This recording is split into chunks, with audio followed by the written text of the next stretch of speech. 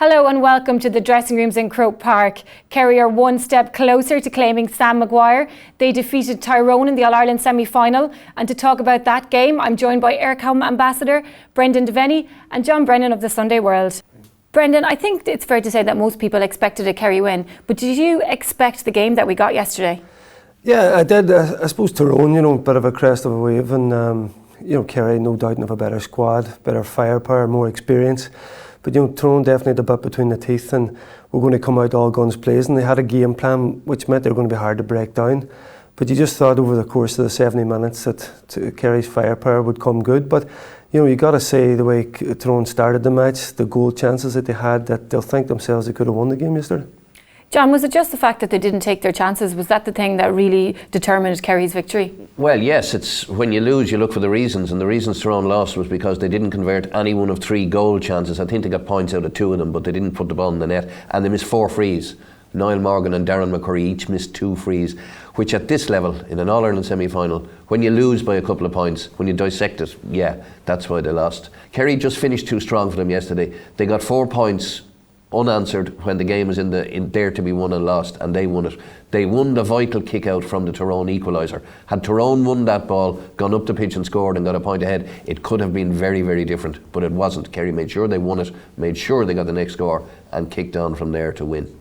Brendan, Kerry are now in an All-Ireland final. What do you think Kerry will have learned now from yesterday?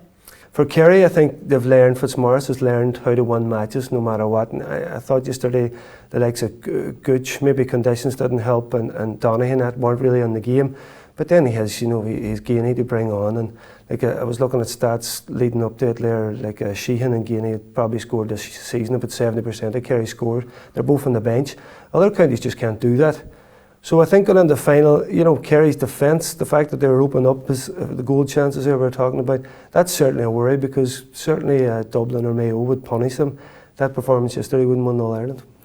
John, Eamon Fitzmaurice showed just how ruthless he is, didn't he, yesterday with the substitutions he made, Donaghy and David Moran? Yeah, the best managers always are, Marie. That's the simple answer to it. That's why they are the best managers. Managers, I can't take him off. They don't last long and they don't win much.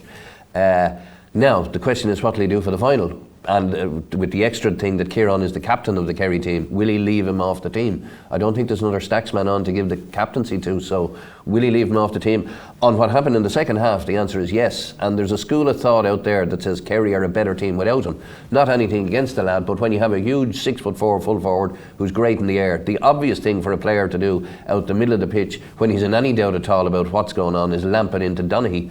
But when you have O'Donoghue and Cooper and Gainey and Sheehan and Donncha Walsh and Stephen O'Brien, who's a much underrated player for Kerry this year, he's right now in pole position for the number 10 All-Star, and he'd probably right now be a nominee for Footballer of the Year as well. He's fantastic.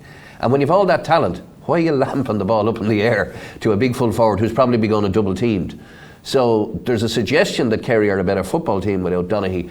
I think whether Tyrone starts might have a lot to do with the opposition. I think given Mayo's history of problems in the full back line, if it's Mayo they're playing on the 20th, I think Tyrone might start. If it's Dublin they're playing, I think it might be very different.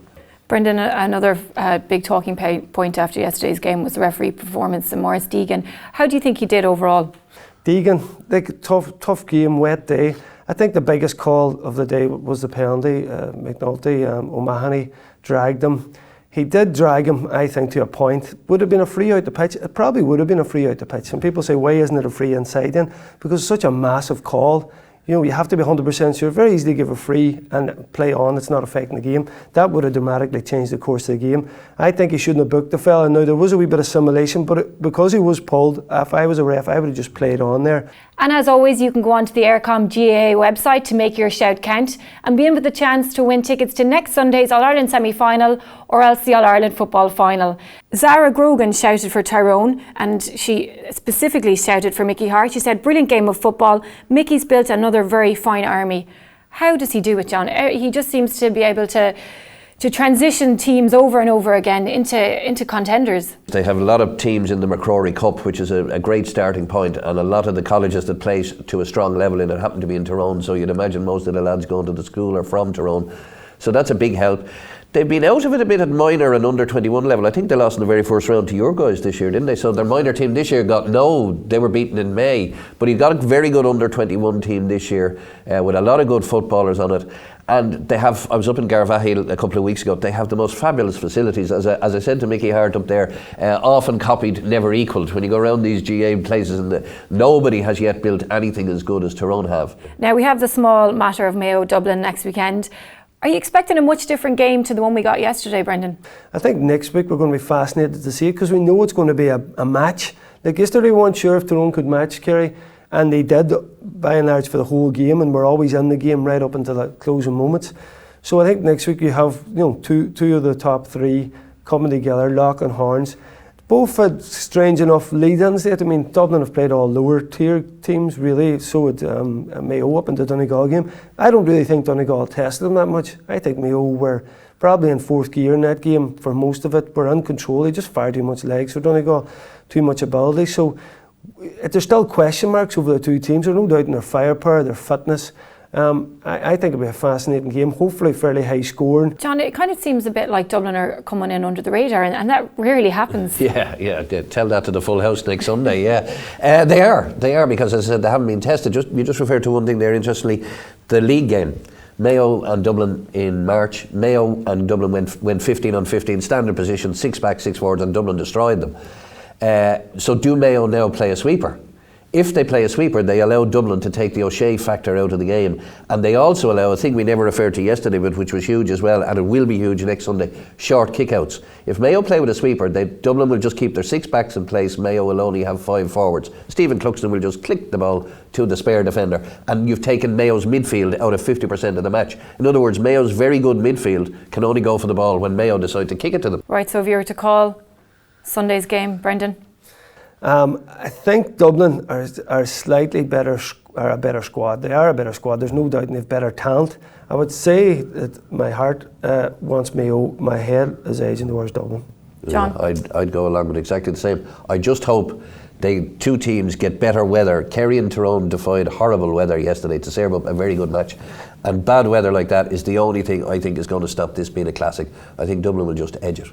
So the All-Ireland final is getting close, so to be in with a chance to win tickets, go onto the Eircom GAA website and play win, lose or draw. My thanks to Brendan and to John for joining me, and we'll be back next Monday after the All-Ireland semi-final, which will hopefully be a cracker, to talk all things football. Many thanks.